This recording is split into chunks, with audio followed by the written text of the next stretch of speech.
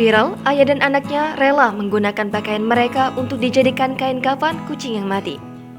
Beredar video viral di media sosial yang memperlihatkan seorang ayah dan anaknya menggunakan pakaian mereka untuk membalut seekor kucing yang mati.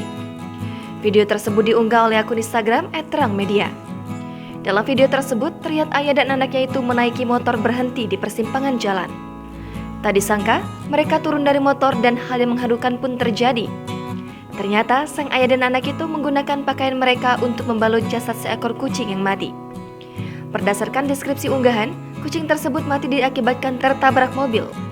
Terlihat sang ayah bahkan sampai membuka bajunya dan sang anak pun menggunakan kerudungnya untuk membalut jasad kucing tersebut. Setelah itu, mereka memasukkan jasad kucing yang telah dibalut ke dalam kantong.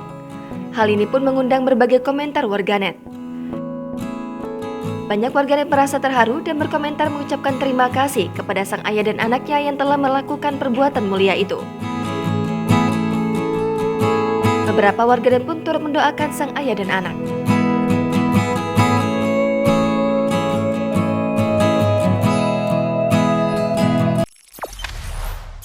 Jangan lupa subscribe, share, komen, dan like ya!